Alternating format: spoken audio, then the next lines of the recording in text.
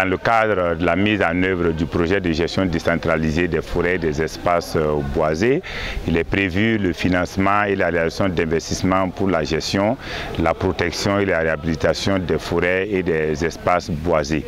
Et comme préalable donc à ces investissements-là, il a apparu utile, innovant et transformationnel de réaliser un certain nombre d'études et de diagnostics dont le diagnostic socio-foncier et de planification participative dénommé DPP. Et nous allons donc développer une communication forte avec la population afin que cette population puisse adhérer. Surtout que vous savez, quand on parle de terre, de zone, il y a beaucoup de conflits autour de cela, c'est-à-dire conflits entre agriculteurs et éleveurs.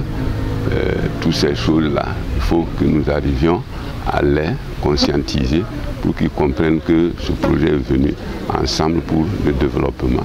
Et nous allons essayer de les faire comprendre afin qu'ils adhèrent à tous les projets que nous allons mettre en œuvre dans le domaine des forêts, dans le domaine des pistes de transhumance.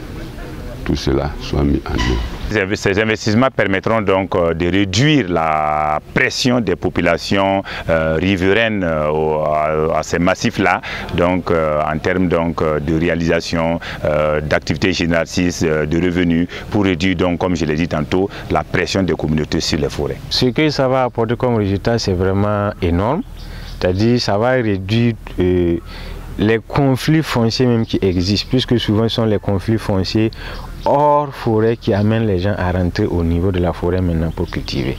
Donc si on arrive à créer des activités génératrices de revenus, alors ça va éviter à ce que les gens fassent l'agriculture extensive jusqu'à un certain niveau où il n'y a plus de terre, ils seront obligés de rentrer au niveau de la forêt. Donc ça va résoudre les conflits fonciers.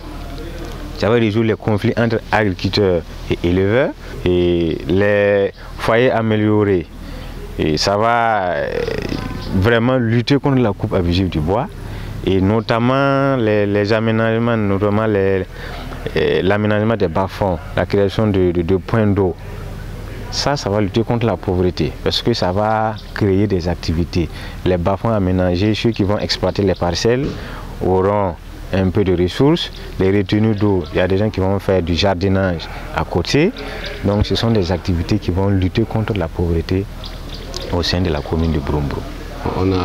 On a été conclu pour faire des espaces de forage et puis des retenues d'eau et puis des barrages aux alentours de Broum-Broum pour faciliter des bœufs et puis de l'agriculture. À côté d'ici, il y a un forage comme là. Ici, il y a un forage qui doit planter là-bas comme ici aussi. Il y a une retenue d'eau qui doit planter au niveau de Hela.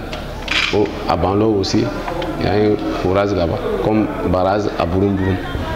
Voilà, c'est ce qu'on a trouvé à conclure ça ici à côté des cartes là. Dans notre carte, nous avons demandé une pompe ici,